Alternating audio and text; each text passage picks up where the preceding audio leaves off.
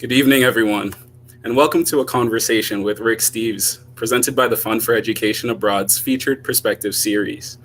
I'm John Gabellis, your host for tonight's conversation. Thanks so much for joining us. At 26 years old, I am proud to be a member of the Board of Trustees for the Fund for Education Abroad, or FEA as it's known to students across the country. In 2016, as a senior at Boston College, I received an FEA scholarship to study and live in Santiago, Chile for a summer. The experience really opened my eyes to new ways of thinking. It broke down some of my assumptions about Latin America, and it introduced me to some of the most amazing food I have ever tasted. I really can't wait to get back there. Today, I am one of two alumni serving at any given time on the FEA Board of Trustees, developing nonprofit governance skills, and my favorite part, raising awareness of FEA's work. This year, FEA is celebrating its 10th year of awarding scholarships to students in financial need who are least likely to study abroad. And tonight, we celebrate this anniversary with you. Like many of you and all FEA scholars, I love to travel. And so it's my distinct pleasure to introduce tonight's program, beginning with a brief welcome to all of you from FEA scholar Julie Kim, who is currently studying abroad in Rome, Italy.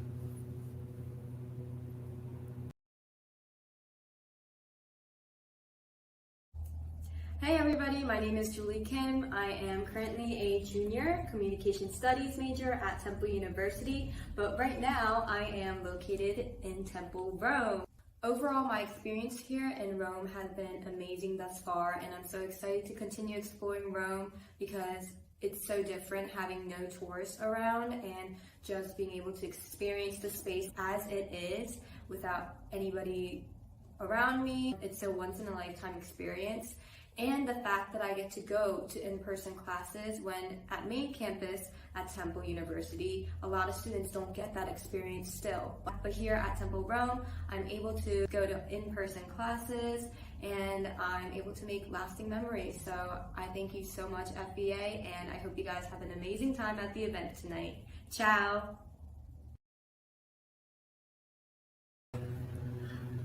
That's Julie reporting in from Italy and sharing some really great insights about her time there.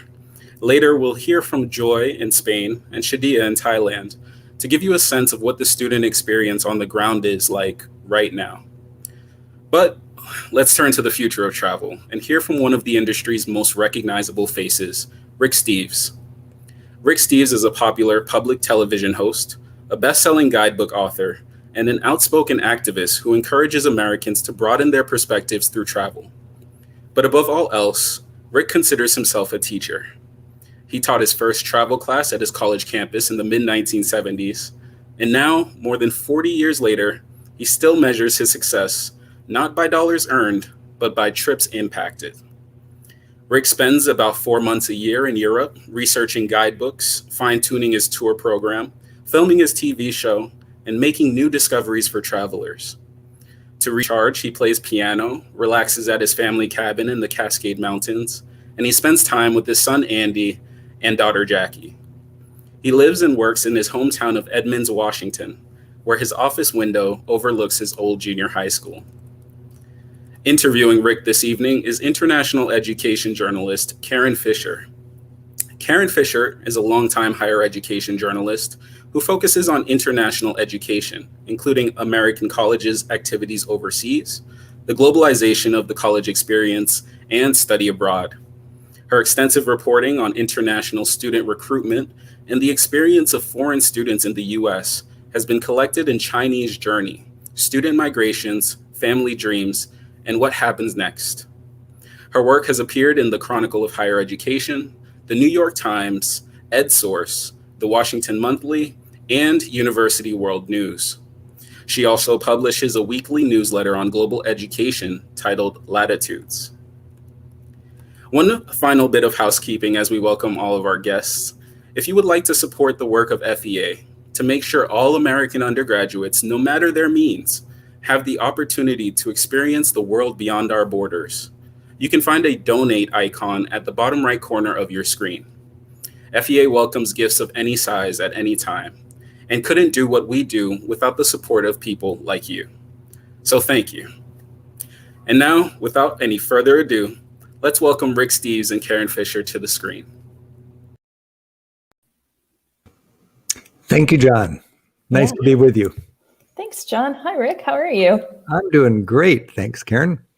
Well, thanks so much for joining us all here today. I want to, and as I suspect most of our audience does, want to talk about travel, but it's 2021. I've got to start with asking about not travel. I mean, as John noted, you're typically overseas for months at a time, and you've been grounded, I imagine, for more than a year like all of us. What's it been like for you? Well, yeah, it's been quite an adjustment. I'm in a rut. I normally spend 100 days a year running around Europe, working with our tours, updating my guidebooks, making TV shows. And I had a great summer and spring planned a year ago. And then this tsunami of a pandemic just swept over us and derailed all of our vacation plans and our travel plans. But it's been an interesting year for me. I'm quite a workaholic. I've got 100 people on my staff, and I've been building my business since I was a kid, literally. And this is the first year I haven't traveled. And I've had a lot of people calling me up, newspapers, magazines, podcasts, TV shows, radio shows, saying, what's it like for the travel guy to be stuck at home? And it is a little tough. I was walking home the other day. I saw a snail on my neighbor's fence, and all I could think of was escargot. But I have really made a point to be patient and to think about making this sabbatical from traveling for me a chance to embrace things I've always neglected over the decades. I've never cooked. I've never walked a dog. I've never fed a hummingbird, and now I've been taking this forced layover with the traveler's mindset. And I've been thinking about it, Karen, and it's like, I have a traveler's mindset. I know what a good traveler is, and that's somebody who is curious, wants to get out of their comfort zone, wants to try new things, wants to broaden their perspective. If an opportunity presents itself, the answer is yes, I'll give that a whirl. And I'm employing that traveler's mindset right here. And it's a beautiful thing. So I'm pretty privileged and blessed to have a comfortable place to call home, and lots of fresh air and light, and work to do right here. So I've been working harder than ever with all my different projects. And I look out my window and I see the sunset, and every day when the sun goes down, it's like a devotional. And when I look out my window, I see my neighbors, and I realize this is a time when we all need to stick together and care for each other. And we need to be patient. Patience is not an American forte. It's certainly not a Rick Steves forte. But lately, patience is my middle name. I'm just patient. We got to be together. We got to embrace science, be thankful for a government that believes in science, and take care of our neighbors and beat this pandemic. And then we'll all be traveling again. How anxious, I mean, you said patience, but how excited, I heard you've got the vaccine recently. How excited are you to begin traveling soon-ish? Well, I got the vaccine a couple of weeks ago. I still got to get another one. And it was so interesting. When that shot went into my arm, my little endorphins, I could feel them just jumping for joy and doing flip-flops. But it wasn't a selfish kind of joy. It was a thought that I'm joining our society in recognizing that together we have to get over this virus. We have to all be vaccinated so we can have that herd immunity, and then we can beat the virus and we can travel on. So I'm excited to travel. I can hardly wait to get back on the road. And I know right now we are on a glide path to normalcy. It's just going to take a while.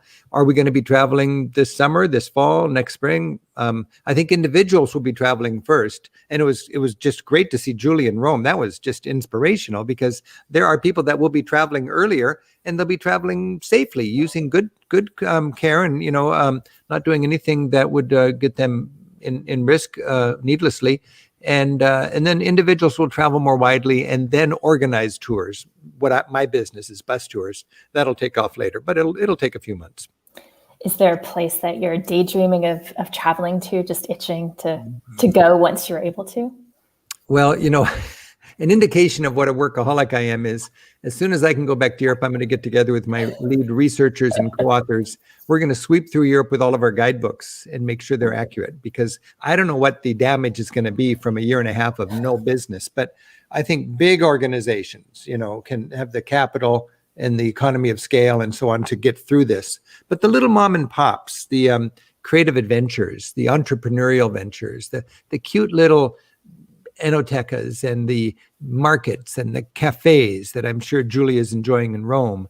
I hope they can get through this, and that's going to be tough. And that's what makes Europe so charming to me is not having a Subway sandwich store in every corner and not having Starbucks everywhere you turn, much as I love my Subway sandwiches and Starbucks, but it is all of the fun little one-offs. And so we got to go back to Europe. Our guidebooks we've got 50 guidebooks covering every corner of Europe, and they were just the best in 2019.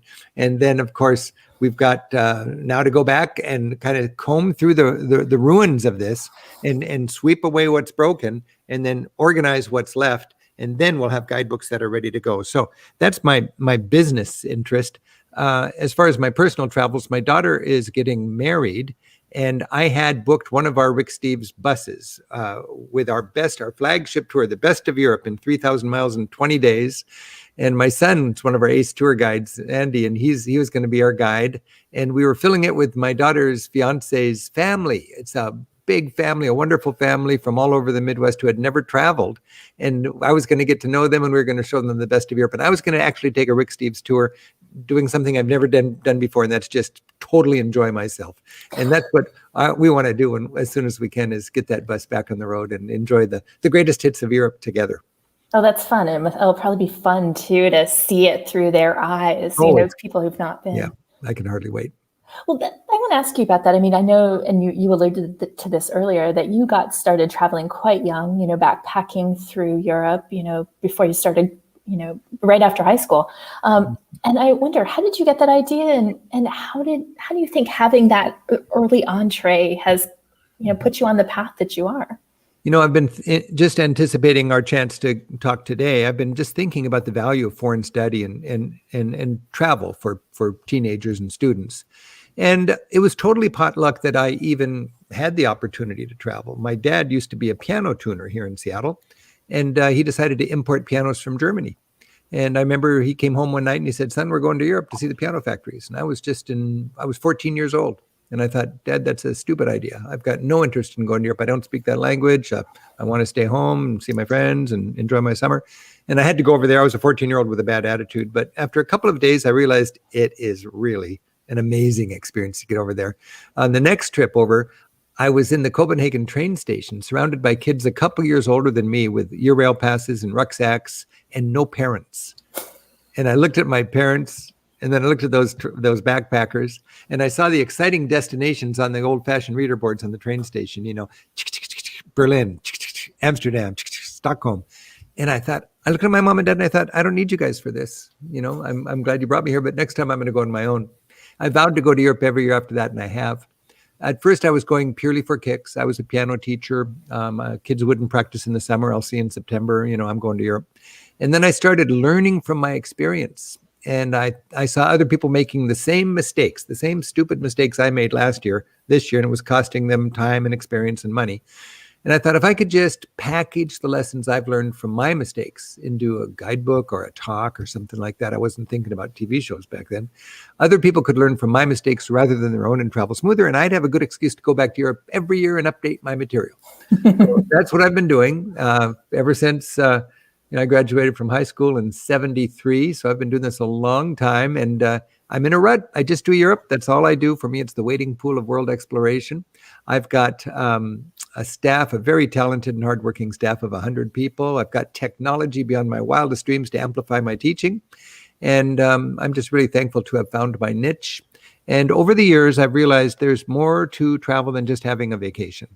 It's really important, especially when you consider how globalized our world is getting and the complexity of the challenges that face us and the need we're going to have to look at things in a work with other nations kind of way.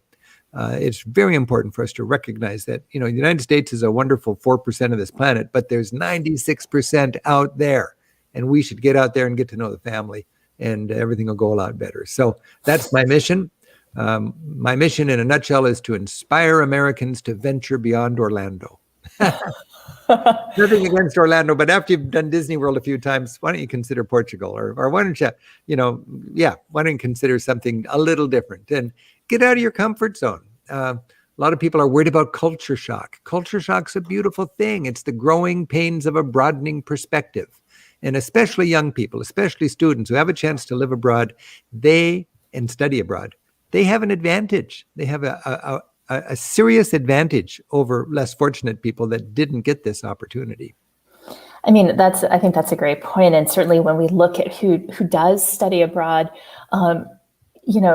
there's a real reason that FEA exists, is to get students who don't typically study abroad, who, let's be honest, look like me. They're white women, who go to liberal arts colleges, and that's a small fraction of our college students today. I mean, how do you think we demystify travel? How do you think we make it more equitable and achievable for all young people?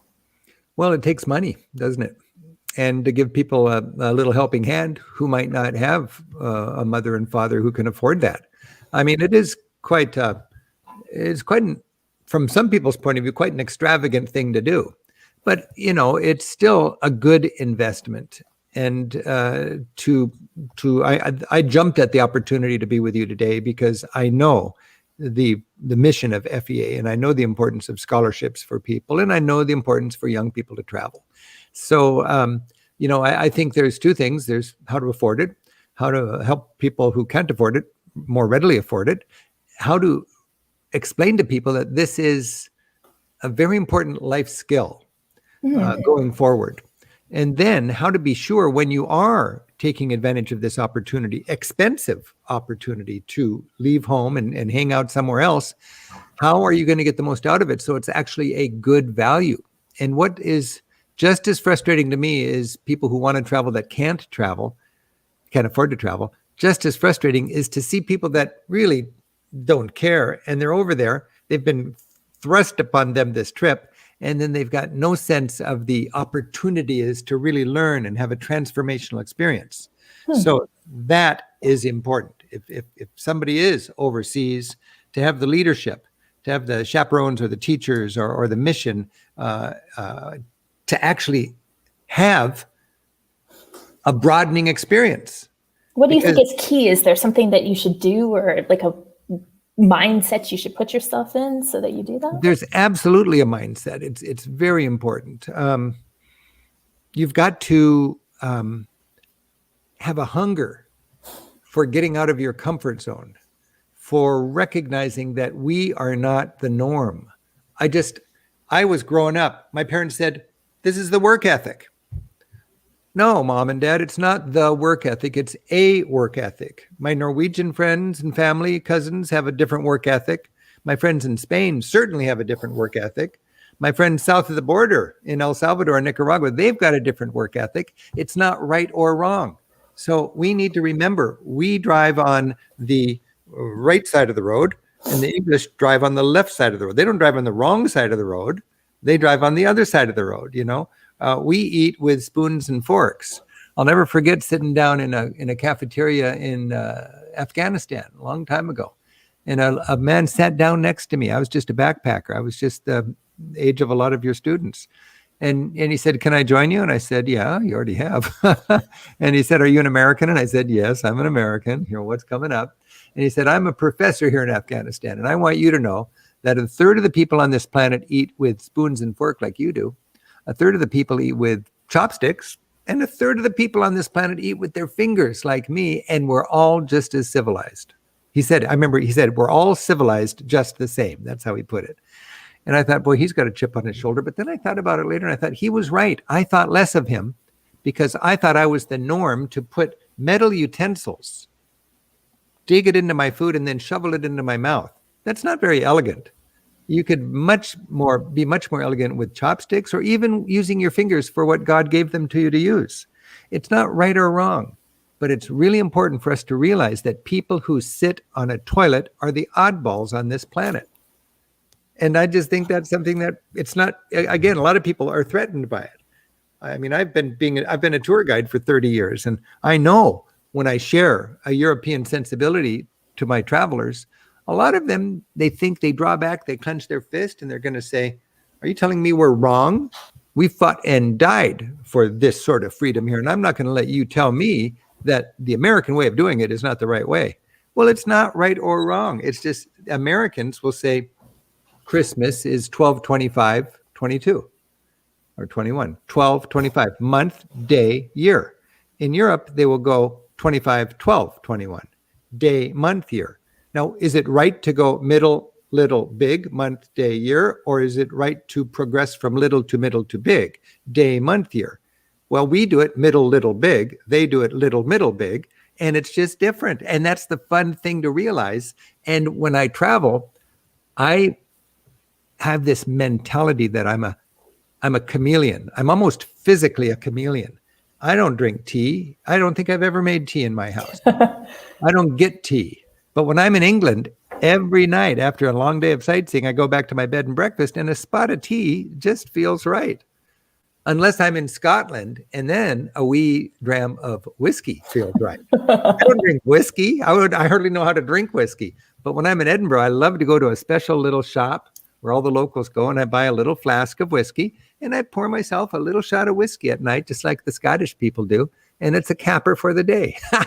So that's the chameleon thing, you know. When you're in France, you're going to try some escargot. When you're in Germany, you're going to have some sauerkraut. When you're in Greece, you're going to love the little tiny fish. And you don't have to do it for the rest of your life. But it is nice to know that the French love to spend a lot of money for stinky cheese. Yeah, I agree. It's always so fun to go someplace and imagine, like, if I was the Karen in this other place, who would I be and where would I go? Yeah. What would be my hangout? And my husband is the best at this. If we travel someplace, by the end of the week, he's got his local, he's where everybody knows his name. I love that. I love when you go into especially in the British Isles, where I like traveling in places like Ireland and Scotland, because I'm enjoying the sensation that I'm understanding a foreign language. I really envy students that speak a foreign language or who are learning a foreign language, but I'm like so many Americans, I'm just a terrible monoglot. But in Ireland, you get the sensation you're understanding a foreign language. People love to talk, and you go to the pubs. That's short for public house. It's where people go for the extended living room. I've got a huge living room here, and it's pretty empty. If I was a European, I'd have a small living room, and I'd go down to the corner and I'd hang out with my neighbors at the pub. And that's where we all get together. And for a tourist to go to the pub, they're part of the family. You know, they may be a stranger the first night, but they're friends the second night, like your husband knows. What do you think makes a good traveler? Oh boy. Well, a good traveler is somebody who wants to get out of their comfort zone, that wants to be challenged, that wants to gain an empathy for other people. I went to Iran. People said, why did you go to Iran? Well, I think it's good style to know people before you bomb them. You know, I wanted to go there and talk to these people. And 70 million fascinating people loving their kids just as much as I love my kids. When you travel with the right attitude, you realize the world is filled with joy and love and beautiful people. And if you don't travel, you can be afraid. I mean, think of how much fear there is in our society these days. Think of how much fear there is. A lot of parents wondering, should we let our kids go abroad? You must deal with that with FEA. And I find that, COVID is an exception. This is something we have to take very seriously. But in normal times, and we'll be there, next year, in normal times, fear, I think, is for people who don't get out very much. And the flip side of fear is understanding.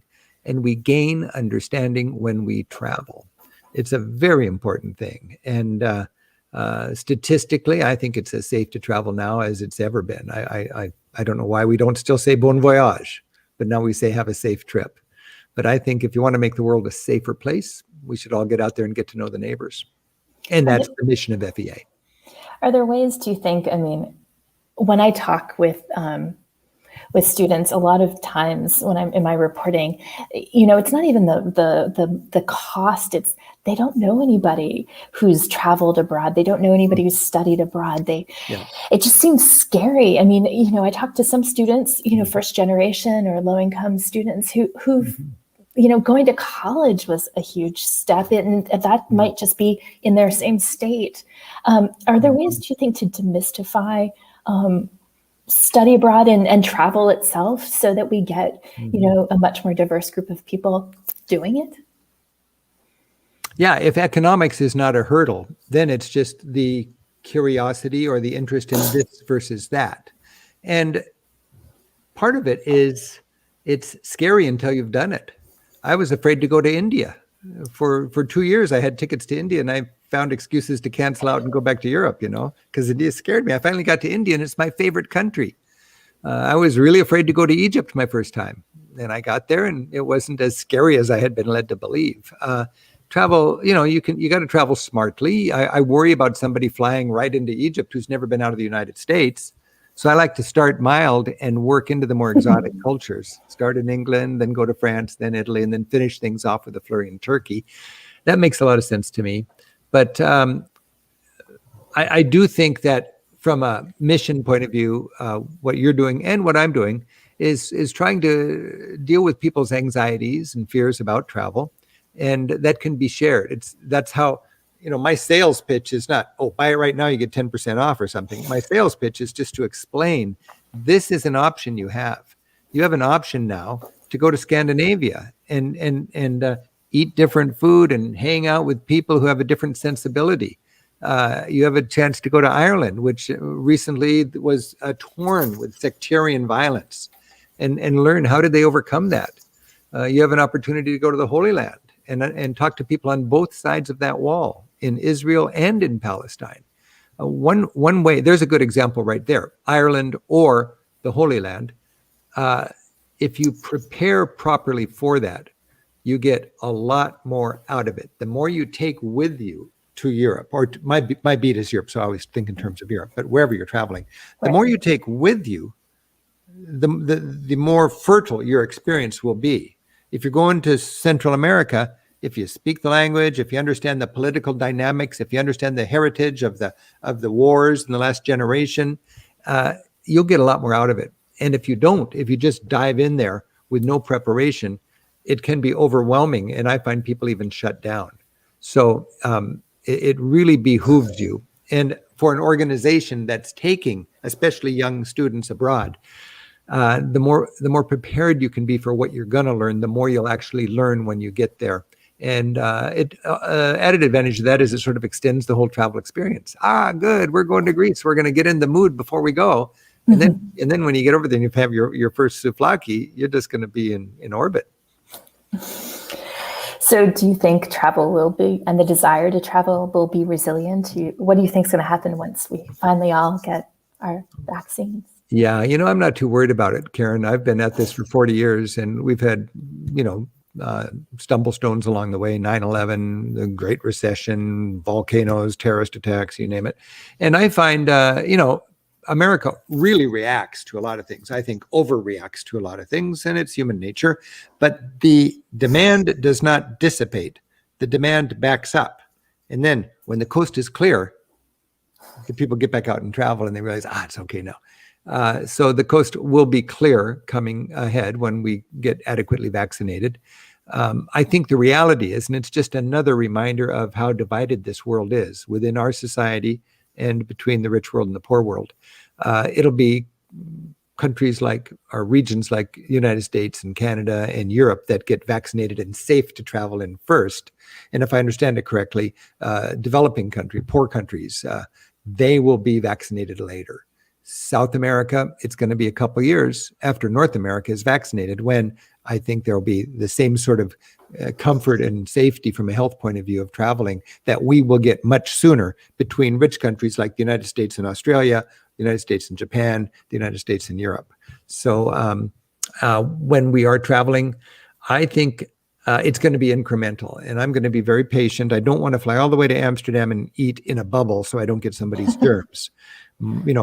My Rick Steves style traveling and social distancing have nothing in common. I go to Paris to have my cheeks kissed, and I go to Rome to pack into the piazza and then get a gelato and do the passeggiata strolling down that pedestrian boulevard that I imagine Julia's doing when she gets a chance, even though there's not so many people in the streets.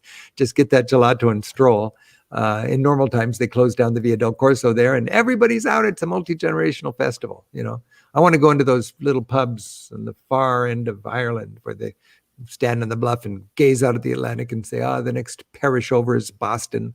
I want to go into that pub and clink glasses with new friends. And that's going to happen, but it's going to be incremental. So we just have to recognize that there'll be this window of time when you can travel, but you can't travel freely. And then you'll have this, and I do think it's, as I said, a glide path to normalcy.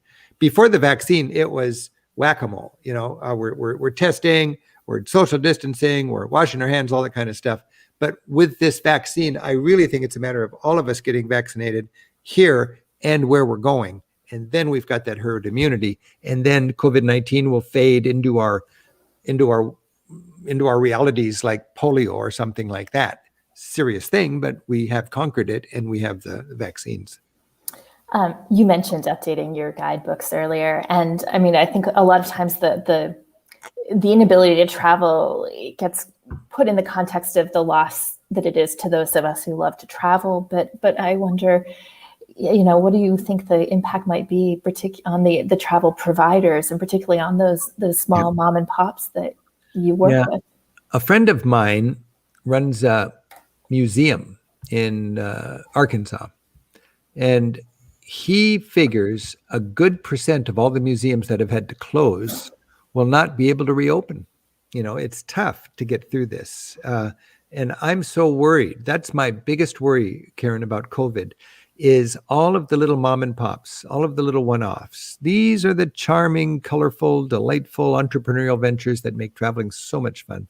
It's my hope that they'll still be here when this is over. And once it is over, that'll be my biggest challenge, is to go over there, I think, as I mentioned, and with my team to see what's still there. But I think we can help out by consuming in a way that we think we can shape the future by where we spend our dollars.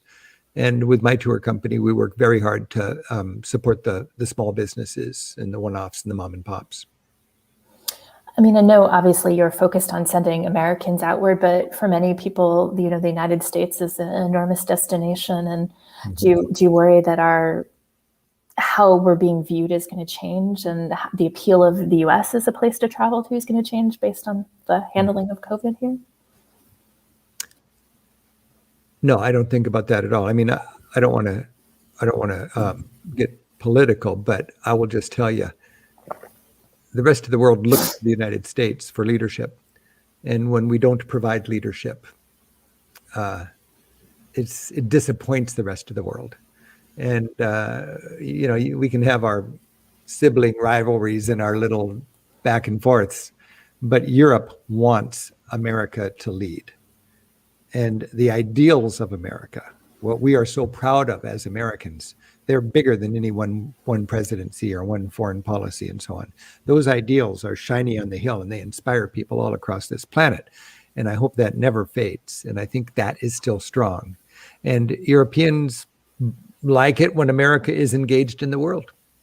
And they didn't like the last presidency, you can imagine. And they generally do like the current presidency.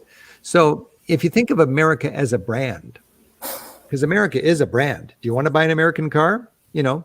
My dad had a hard time selling German pianos back in the 60s because people still remembered the Nazis and they didn't want to buy a German piano. That's a brand. Well, America is a brand. And sometimes in Europe, they put American jingles, the Beach Boys and so on, this Americana into their advertising. And sometimes they comb all of that Americana out of their advertising because nobody wants to buy American. And I think that's something that we often don't appreciate. But how we present ourselves in the world impacts our ability to sell things to the world. And that's important for our economy.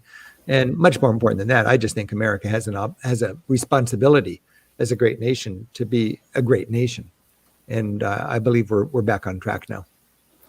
Do you think we'll travel differently once we get back on the road? I really don't. There'll be a little, let's put it this way. Here's a good example, Karen. Before terrorism, those of us who are that old, remember airports had wide open lobbies, right?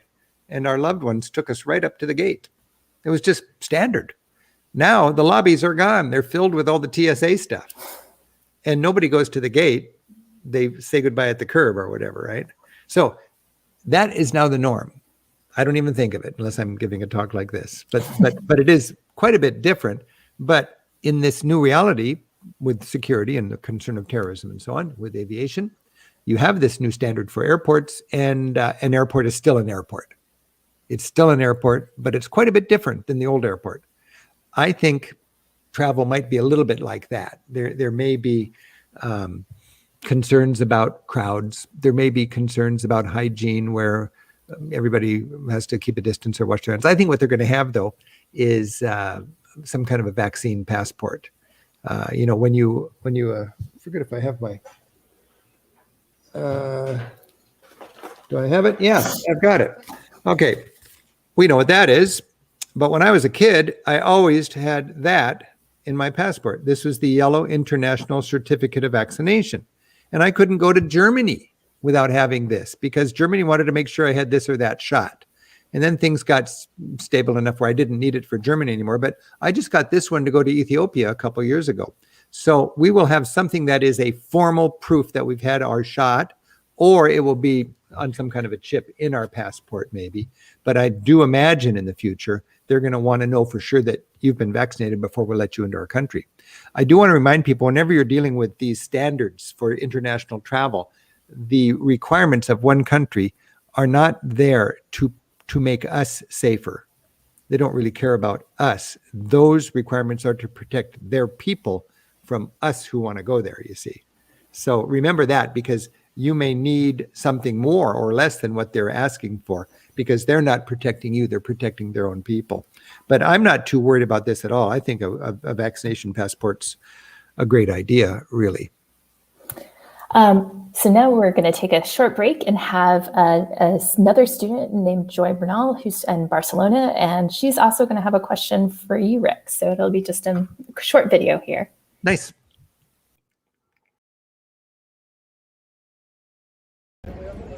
Hola, my name is Joy Bernal. I'm currently attending the University of South Carolina, and I'm currently studying abroad in Barcelona, Spain. FEA has equipped me with the tools not only to succeed abroad, but to do it with intention and a wider perspective.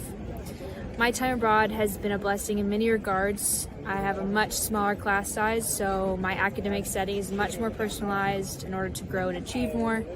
Also, there's no tourists, so I get to experience the real Barcelona for what it is, with the exception of COVID restrictions, but it has been truly a great blessing so far. It's been a lot better than one could hope for. Rick, my question for you is, what is the best advice you can give for navigating the pandemic while also taking advantage of travel opportunities? Thanks so much. Thank you very much. And what fun to see Joy in Barcelona. I mean, that's like right now. I'm so happy to see an American traveling. There's just a handful studying abroad, but yeah they're pioneers.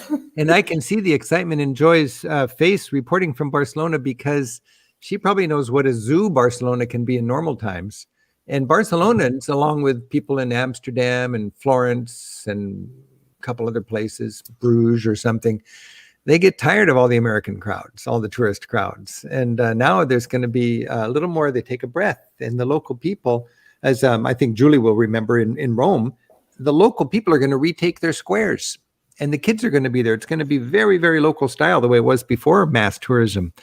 So that's great. And Joy asked me tips about traveling in a COVID age or something like that. And I think Joy could tell me a lot more about that than I could tell, because I've not traveled in a COVID age.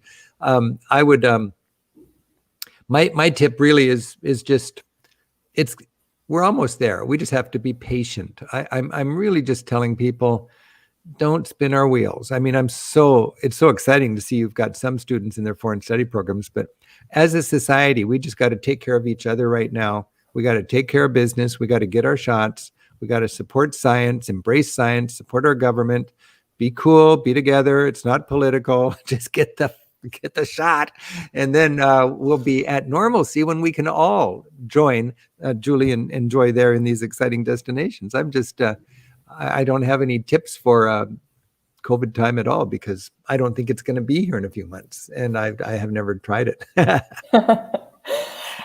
So we actually have a lot of Q&As from people in the audience, and so I will try not to, it's my nature as a journalist to hog things, but I'll try not just to keep asking all my questions. But one of the questions that was asked was, do you think that the Joys and the Julies, the next generation of travelers, how do you think they're going to change travel behavior and the travel industry? You know, I've just been looking through my own journals that I wrote when I was Joy's age. Every year I wrote a hardcover journal, 200 pages, fine print, just lovingly wrote it. I've got 8 of those for 8 years of travels, and I've just been going through those. And then I get a chance to read a lot of people's writings and reports and journals now, a generation later. And what's so exciting and gratifying for me is to see that the fundamental value of travel has not changed. People are traveling different today than I traveled when I was a kid. When I was a kid, you didn't know how to stay in touch with anybody. You didn't know how to connect with your friends. It was a big challenge to find out where your friend was. You'd go to the American Express office to get your mail and see how your parents were doing. You couldn't call home. It was just too expensive. Of course, now we got virtually free phone calling. We've got all this great stuff online. We've got, don't need to worry about traveler's checks and that kind of crazy stuff. We got bullet trains taking us everywhere. We got discount airlines. When I first traveled, nobody flew point to point in Europe. It was just ridiculously expensive. And now it's cheaper to fly than to take the train in a lot of cases. So, travel is better now than it used to be. And young travelers today have the same opportunity to broaden their perspective through travel. I think it's even more important today than it was when I was a student, because the world is a small place and the United States is not as dominant as it used to be. And we can't go it alone. And those of us who are tuned into the rest of the world, and those of us who can celebrate the diversity on this planet and understand and relate to people who have a different life story and a different perspective, I think they're going to have a huge advantage. Apart from business advantage or anything like that, it just gives your life it gives more colors on your palette when you paint the story of your life. You know, it's a swizzle stick for what you're going to be doing in the future, that you are somebody who is outward looking, somebody who's not threatened by people who do things differently, but somebody who celebrates diversity. I just love that. And that lets you be, I just think, a person with a broader perspective. And when you come home, if you never travel again for the rest of your life, you're still going to be a person with an advantage. You're going to be a person who knows the world is not a hub with the United States here and everybody else coming and going through us. The world is not a pyramid with us on top and everybody else trying to figure it out. The world is a fascinating, multicultural celebration, and we're a beautiful part of it, but we're just a relatively small part of it. That's really amazing about those old journals. Do you go back and relive your travels through? You know, the funny thing is, just in this last couple of months, I've had them all scanned. It's 2,000 pages. I've had them all scanned, and my staff doesn't have a lot to do right now, and I'm keeping them on the payroll. I've got 100 people on my payroll, so they've all helped type them up. So I've transcribed them all, and I've been paging through them now, and I haven't even opened them for 40 years. And there are just that little bit of journal writing vividly brings back memories that haven't even occurred to me since then. So those memories are still there, but they need to be jostled. I produced a TV show during COVID called Why We Travel. And anybody can watch any of my shows anytime if they go to ricksteves.com and just go to the TV section, and you can watch Why We Travel. It's a poem to the value of travel. And I've produced it also for teachers, and I've broken it up in little teachable clips. I've got this program called Classroom Europe. It's free, it's fun, there's no ads in it or anything like that. And if you go to Classroom Europe, you can just Google Classroom Europe Rick Steves or go to my website and find it. But it has 500 clips, and you can just search and create your own little playlist, and you can get 4 or 5 clips about whatever theme you like, and paste it together and save that and send somebody the link. And it empowers teachers to do a better job of using my programming to help teach their history or their art or their language or whatever they're teaching. Oh, fun. We've been talking all about COVID as a challenge for travel, but I think something we're seeing a lot in the chat is people talking about kind of some of the issues that existed pre-COVID. And one I know that I hear a lot about is sustainability. And I wonder if you have some thoughts about how to travel greener. That would have been a good part of my answer for younger travelers, because I think hindsight's everything, right? Yeah, right. I think it's going to be more and more clear that it's unethical to travel in a way that doesn't pay for your carbon. And I wish the tourist industry made us pay our carbon way as we go. It's not that expensive. It's not a deal killer. It's just the way I understand it, and this is from the consensus among scientists, that if you invest $30 smartly in carbon mitigation, you mitigate the carbon you create by flying from the United States to Europe and back. So it takes $30, and then if you invest it smartly, you create bad when you fly to Europe or anywhere and back, but you don't need to be flight shamed out of that. I think you have a moral, ethical responsibility, if you care about the climate and you believe in that, to do something that much good. And the good negates the bad, and you're carbon neutral. What I did as a tour company, 2019 was our best year ever. We took 30,000 Americans on 1,500 Rick Steves tours, 40 different itineraries all around Europe. I made a lot of money, and I made too much money because nobody made me pay for the carbon. So I gave myself a self-imposed carbon tax of $30 per person I took to Europe. 30,000 times 30 is $900,000. I rounded it up to $1 million, and I invested that in 10 different organizations in the developing world, helping farmers employ what they call climate smart agricultural practices, so they produce less carbon and problems for global warming, and into organizations that are helping reforest places and protect forests. And by investing in those 10 organizations, we then mitigated all the carbon we created to go to Europe and back as 30,000 travelers taking Rick Steves tours. And all of my travelers got the peace of mind of knowing that their tour company paid their way and they could go to Europe and back, as far as their flights go, carbon neutral. Now, there's nothing heroic on my part doing that. It's just simply ethical. It's just a start. We didn't cover everything. We just covered our flights. That's the lion's share of the carbon created on a trip. And I think that in my website, in the Climate Smart section, it says that right at the very top, if you're a tour organizer, please steal this program. Don't credit me, and just get your act together, because we need to, as an industry, be honest about carbon.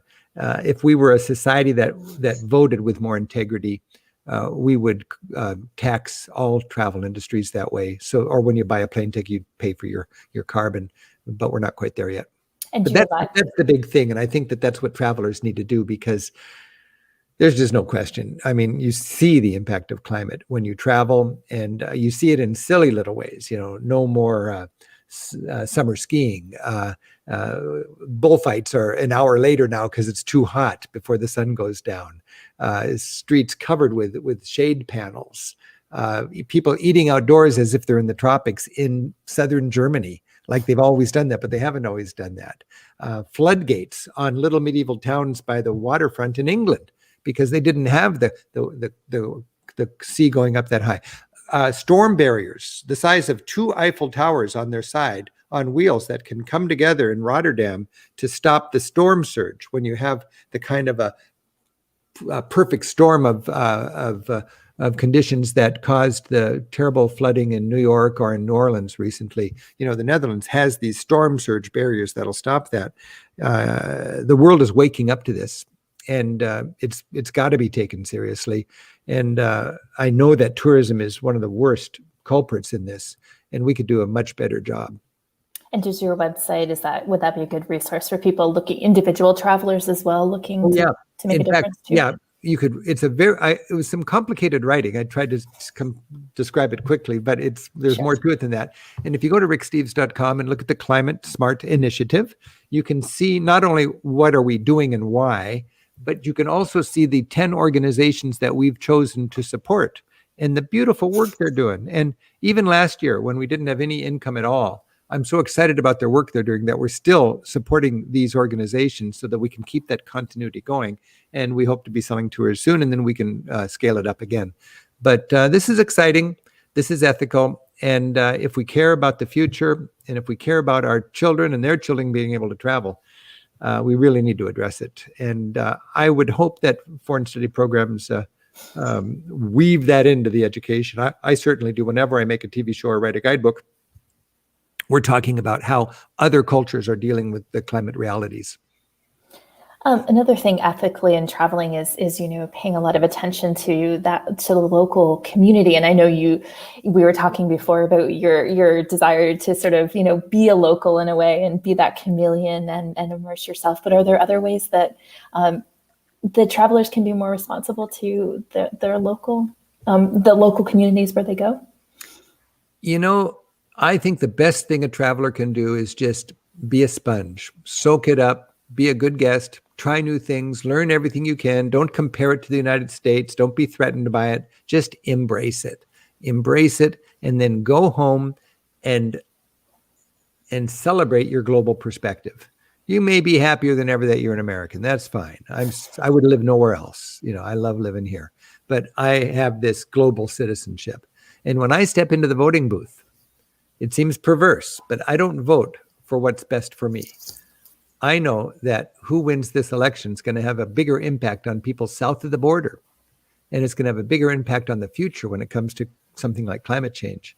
So I vote for what is right for poor people, and what is right for people who are discriminated again and not as privileged as I am, and what's good for the sustainability of our race on this planet.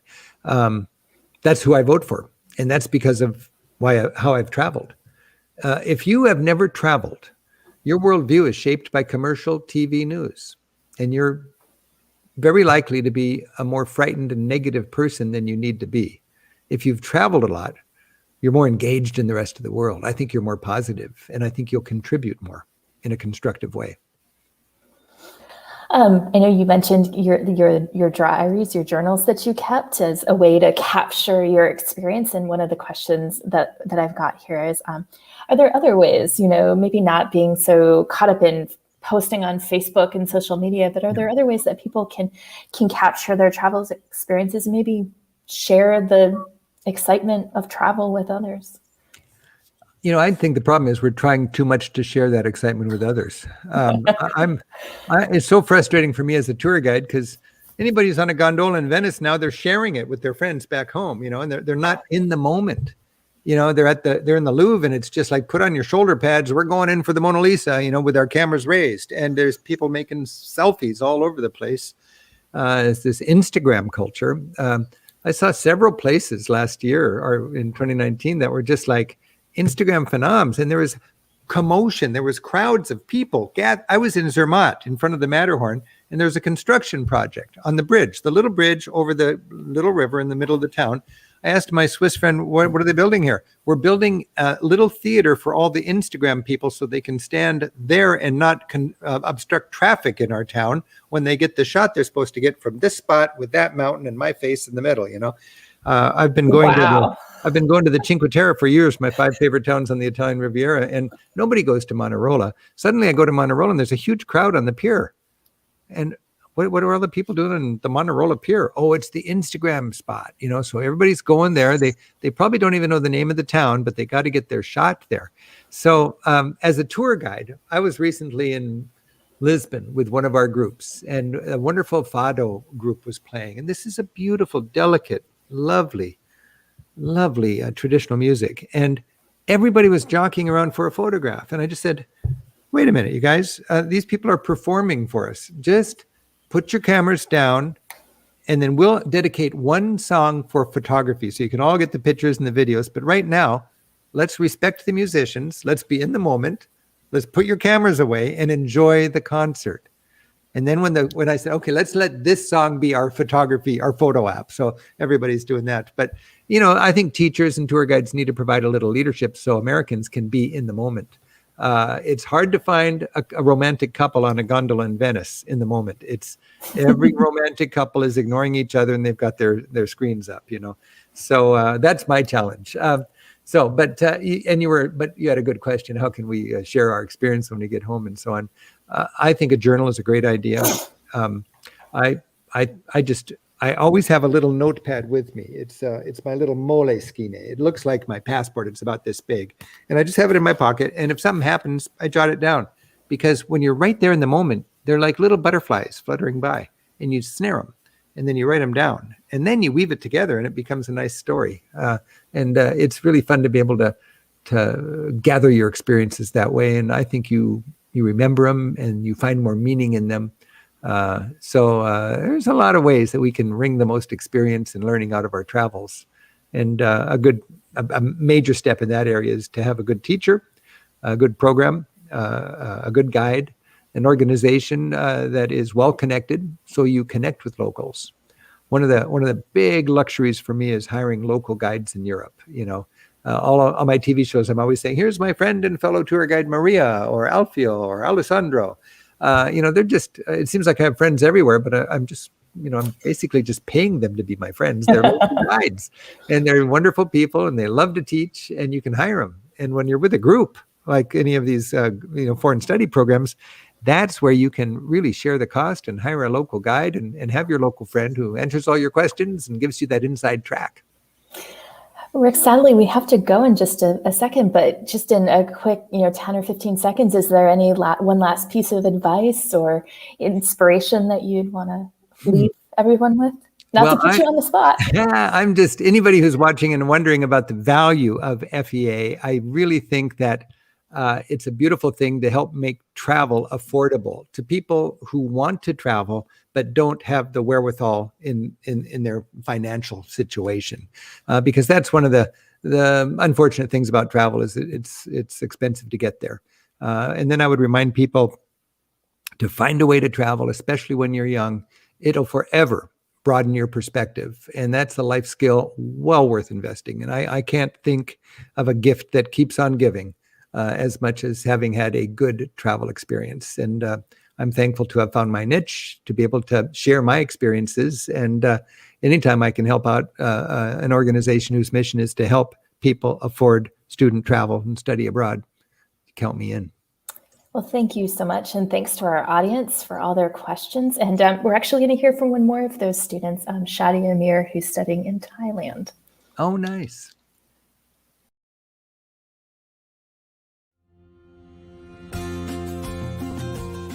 Hello, my name is Shadia Amir. I'm a senior at Western Washington University, and I'm currently studying at Chiang Mai University in Chiang Mai, Thailand through USAC. I also have the wonderful opportunity of being a recipient of the NAFSA Tamara H. Bryant Memorial Scholarship. My journey to Chiang Mai has been filled with obstacles, but by being flexible and resilient, I was able to make it through the challenges, and I'm now having an academically and culturally enriching experience here in Thailand. In all honesty though, being flexible is easier said than done. Without the financial support from my FEA scholarship, I may not have been able to afford many of the last-minute changes that were caused by the pandemic, like purchasing new plane tickets after a COVID-related flight cancellation, for example. I quite literally would not be here without the help of NAFSA and FEA, and for that I am so grateful. So to anyone interested in studying abroad, take it from me. It's possible. If you are willing to be flexible and persevere, then I genuinely believe that you too can have the life-changing opportunity to study abroad.